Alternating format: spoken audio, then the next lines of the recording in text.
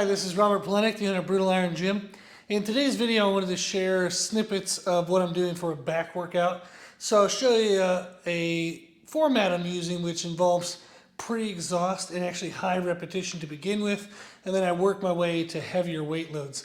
This is a great way to focus on growth and actually minimize joint stress and kind of nervous system stress, because by the time you get to the heavier weight, you can't do as much heavy weight as you would normally because you've done all the high rep, high volume stuff first. So this isn't necessarily best for kind of development, but it's a really good way to get muscle damage and get growth impact. And then also it allows me to train my back a second time in the week, which I do the opposite. I tend to focus more on heavier weights. So this is my pre-exhaust, high volume to begin with, heavy weight at the end, kind of back workout.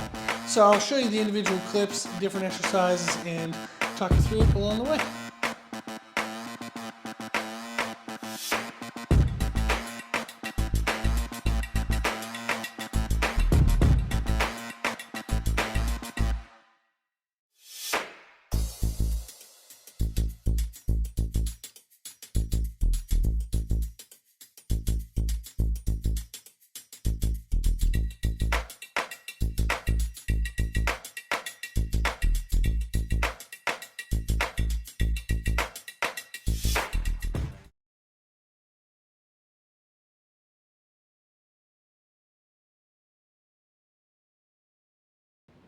For the first exercise, the cable face pull variation that I'm doing, the idea here is to start in a bent over position, really isolate the rear delts, kind of the upper lats. I'm trying to focus on the rear delts only. However, other muscles are going to start to try to help. The lats are going to try to brace and hold the shoulders.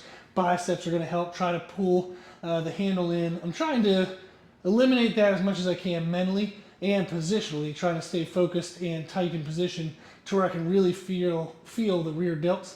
So I'm going to start in that bent over position to try to isolate that angle. When that starts to fatigue, I will upright and finish in this angle. I like it because I feel like instead of just staying in one of those positions only and doing multiple sets, I get the best of both worlds by changing that position. So it just helps me get what I feel is a more complete use and damage into those rear delts. So get into position, bend down. I'm going to try to drive my elbows back, but trying to keep them high. So I don't want them to come down towards the floor. Try to keep them high as I pull back, and that's going to help get those rear delts in place. And then once I get about 10 reps here that I feel like are pretty good control, I'll upright myself. And then this, a face pull, I do pull lower than my face. I'll be pulling kind of more towards my neckline. If I go any higher, I feel like it starts to irritate my rotator cuff, my shoulder joint. But in this angle, I do feel my rear delts kind of maximized. So a face pull position, you want to try to personalize based on your anatomy. So in both positions, I'll try for around 10 reps. But you want to personalize that pull angle. If you go too high and you start to get a rotation and it irritates your shoulders, just aim a little lower, kind of somewhere between that chest and chin, and that will be a good angle for this exercise. The second exercise is definitely going to be a weird one, but I got this kind of rower bench from Body Solid as a way to do some cardio. I actually have a Concept 2 rower up in the garage gym, but I wanted something down here that I could do as like a warm-up, a little bit of high volume. And I do like doing cardio that's upper body based because it increases blood flow in the shoulders, the elbows. I feel like it helps to strengthen the connective tissues in those joints, and it helps with the extreme blood flow to kind of balance out muscle tightnesses in the upper body joints. So this was an option, a relatively cheap way to use my cable stack as cardio. What I do on upper back days is I'll just do it heavier in lower reps. So I'll actually do repetitions. On today I'm starting with sets of 30, whereas when I do it for cardio, I'll do it for time. I'll set a 3-minute timer, 5-minute timer, and do like bouts of that mixed with other things.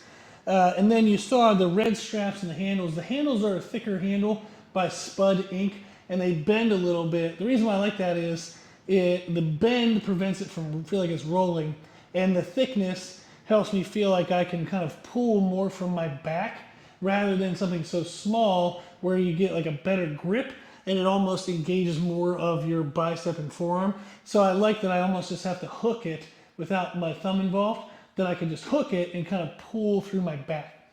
The red little components are from Mark Bell, Slingshot, howmuchabench.net, any of those names. These are material that he uses for his Slingshot bench assistance straps, which are great for an overload technique for bench press. But what I like about them is it allows me to come back at an aggressive speed. The material stretches and rebounds into the next contraction. So it actually overloads a little bit of that extended position, which helps to increase the muscle tissue damage in that extended position, and therefore you get a little bit extra growth. I can also do those on heavier sets where I'll pull and stop, and then that reverb of that red material stretching back and forth helps to isolate and target the muscles, annoy the muscles more. So that's the idea of this setup. Crazy elaborate, but when you have some fun toys, why not use them? So I'll go ahead and catch a set of 30. Nothing amazing about technique. I'm just trying to pull through my fingers, not my biceps, and to squeeze in between my shoulder blades. If I bring my elbows down too low, I'm going to feel it in my lats. I want to actually feel it in between my shoulder blades. If I were too high, I'd kind of feel it in my neck and my upper traps. So again, I'm kind of finding that sweet spot of arm angle where I feel that contraction in the middle of my back. We'll go ahead and catch my last set of 30, and then I'll start actually going heavier on this exercise.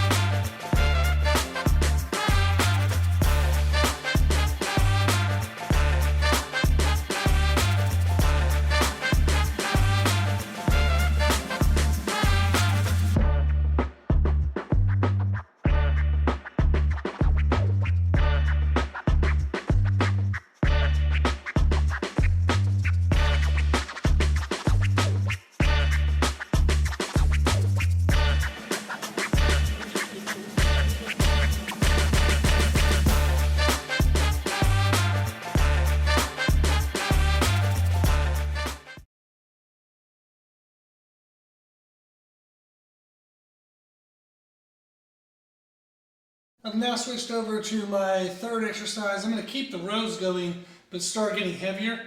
And what I'm going to do is switch my cable exercise. I adjusted the pulley to being from a low angle now, and I'm going to go ahead and do kind of like a low angle, like upright row slash face pull. Typically an upright row you would be closer and it would be more of a vertical pathway. This is going to be an angled pathway. But I like this because it helps, again, hit the rear delts, a little bit of the mid and low traps. It's a good mixture for where I don't have a lot of muscle. From over the years of doing really heavy lifting, I built up my spinal erectors and my lats, but I didn't really get good lower traps. I got pretty good upper traps, even though I never trained them directly, just a lot of heavy deadlifts. Grew those relatively well, but I want to thicken out the lower and mid trap area. So this is one of the exercises I'm doing for that.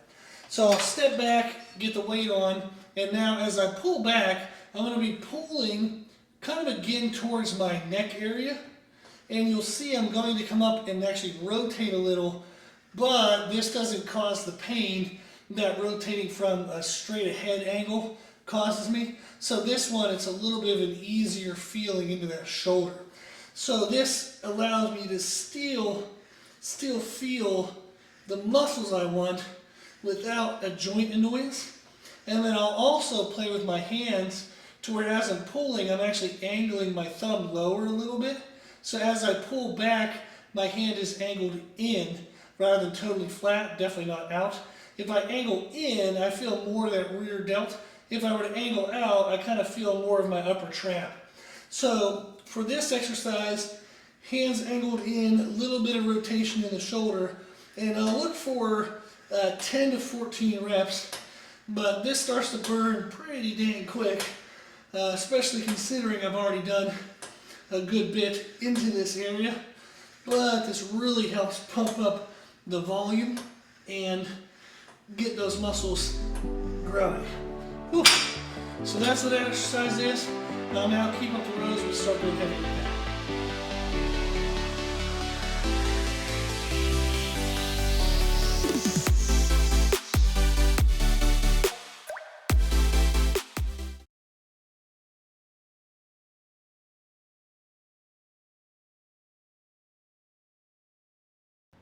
I got the rower finished up. I did my last heavy set.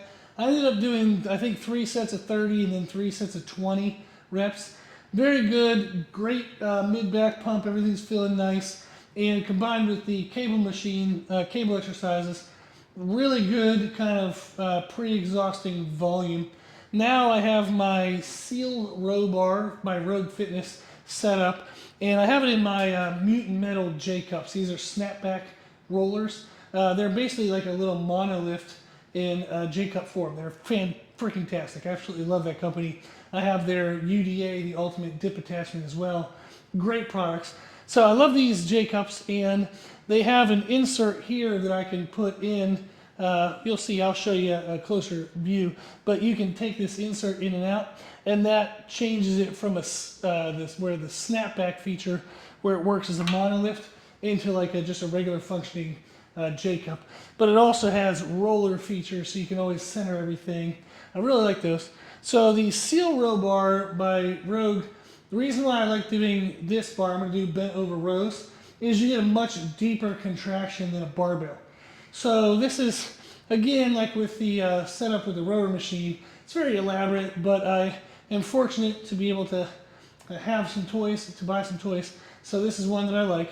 Is this doing a bent over row, when I step back and do the motion, I can get a much deeper pull because my belly doesn't hit into the bar until it's in that dip portion, that lower portion.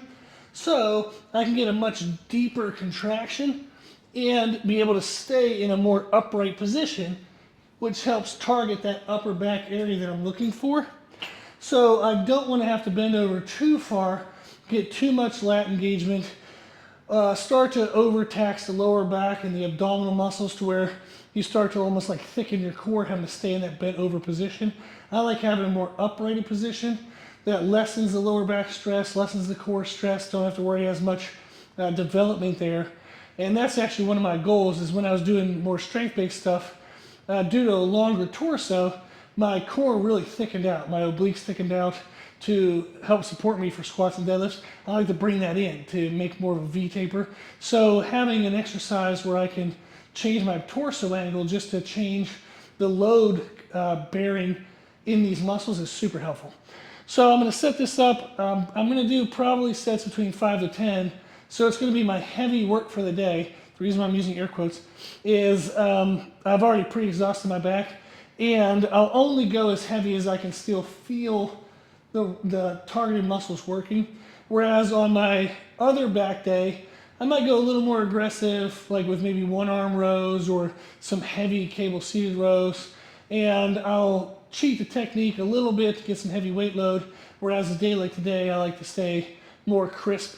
I am a rhythm lifter, so I do move with relatively fast tempo when I lift. But I'm always feeling those muscles contracting. So I've just been training long enough that I have good mind-muscle connection so I can move a little quicker, but I'm always feeling the muscles. So even if it looks like I'm moving fast, I'm still moving within a manner in which I can feel that the right muscles are being targeted. I'll quit yapping, I'll get into some working sets, and then we'll talk again when I get to the heavy stuff.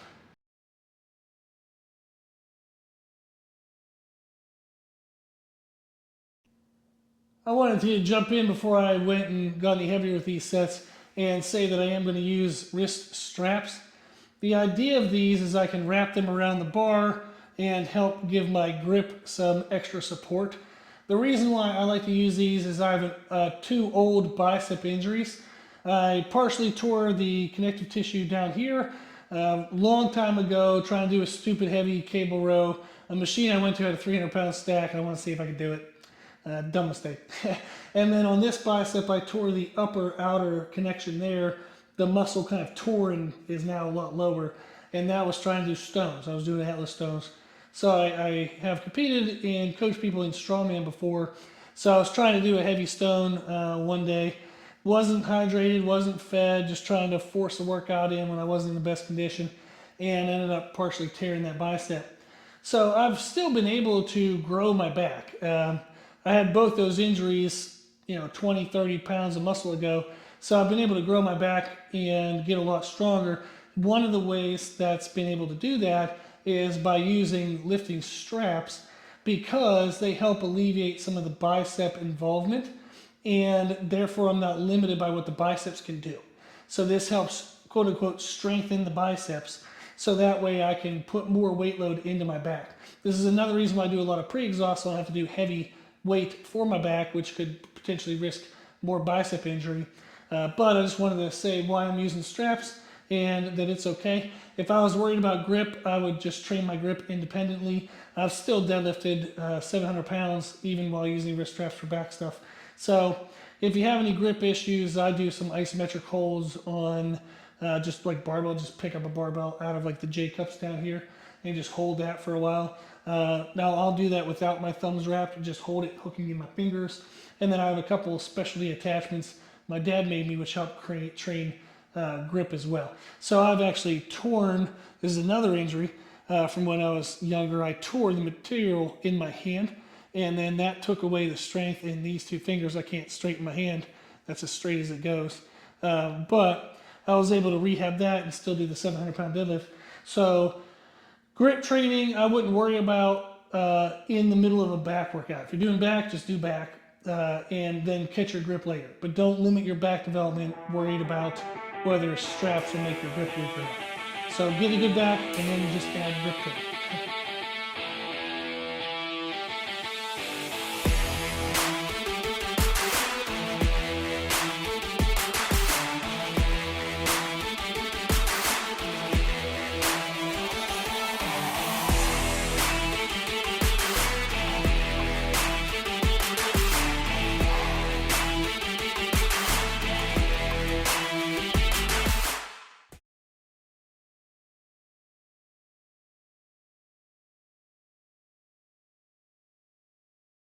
I've worked up to what I think will be my working weight for today. The bar, I believe, is 35 pounds. So this would be 145. It's not a ton of weight, but it definitely feels like a good challenge in the sense that I'm moving it quick in order to get it. It's not so light that I can move like super duper slow and have, an ultra like tight contraction, like with an isometric hold. So it's not so light that I can move, squeeze, and then control. Like that's almost too light if you want to have that be your heavy thing for the day. Might be good for warm-ups, but on the heavy stuff, I want to have to move a little bit in order to get it. This weight load is pretty good. If I go any heavier, I'll maybe risk like annoying my biceps, or I'll start to lose that muscle contraction that I'm looking for. And especially since I train my back twice a week, I don't need to go crazy on an exercise, because literally in 3 days I'm going to train the muscle again. I'm just wanting to stimulate, not annihilate. So Lee Haney, his quote is, I want to stimulate growth and adaptation. I don't need to annihilate things in order for that to grow. So the goal is come in, stimulate the muscle, then eat and sleep to let it grow. So I feel like this is heavy enough. I'm going to do sets of 10. What I haven't shown is between these sets I've been doing that cable upright row. So I'll start showing that again. I basically just kept that between 10 to 14 and did it every single time. So I don't even know how many sets I'm at that. I think 5, 6 sets. But that's a good, just kind of keeping that upper back pump, keeping the volume really high.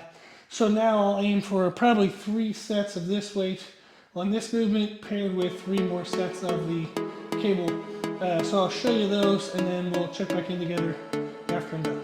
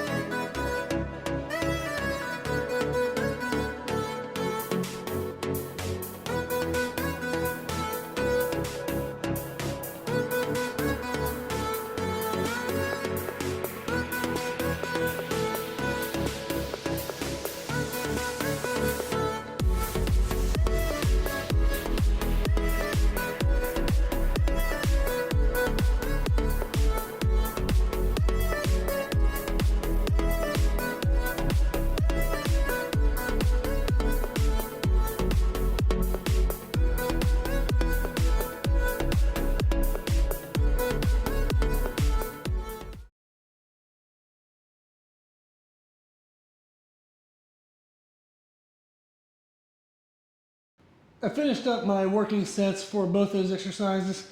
So I stayed with what I planned was 3 working sets, 10 reps on the bent over row and 10 to 14 reps on the cable kind of low pulley face pull. Feeling pretty good with the workout. I feel like that was a lot of volume. It ended up being 19 total sets, working sets, so not counting warm-ups. And that's typically on the higher end of how many you would want. Usually, if you're looking at maximal kind of growth, the recommendations are 10 to 20 working sets per muscle group per week. So if I'm hitting 19 in one workout and I still want to do back later in the week, I'm definitely on the higher end. But when you do pre-exhaust and you start to work out with those smaller movements, it's not quite the same as the heavy things. So if I'm doing a heavy cable seated row for say 8 to 12 reps, I'm doing like 3 to 4 sets. That's a lot more damaging than 3 to 4 sets of 10 to 14 of a face pull. So I kind of keep that in mind when I'm thinking of my weekly total sets. If I'm high in my weekly total sets, but a lot of it was pre-exhaust work, a lot of it was small isolated movements, I'm not going to worry about that. However, if I do a lot of big heavy lifts that week, I'm going to be on the lower end of the range. And then it just depends on how I feel. If I go into my next workouts and I'm beat up, I'm sore, I don't have a good energy, I would check my sleep, I would check my nutrition, my hydration. If those are on point, then I know I might be overtraining. So I just adjust. What I'm going to do now is finish up with the seal row, but do some just standing shrugs, just to get a little bit of upper and mid traps. So I'm going to have the straps again, help hold the weight. I'm going to be leaning a little forward and then shrugging up to get kind of like an up and a back angle on the pull. That's a better angle for trap development, kind of full trap development than a straight up and down. So I do like to lean into my shrugs, and the seal row bar, again having that camber in the middle, helps me be able to lean into it. So I'll show you with the camera angle, when I step into that bar, I actually step into it to push that camber a little forward. So that way, instead of it hanging straight down, it's hanging a little angled forward, so I can lean into that camber and take advantage of that to get a better range of motion. So I'll find a good weight here, and I'll finish with 3 more sets of around 10, and then that'll be one. So I'll show you this, and then we'll catch up.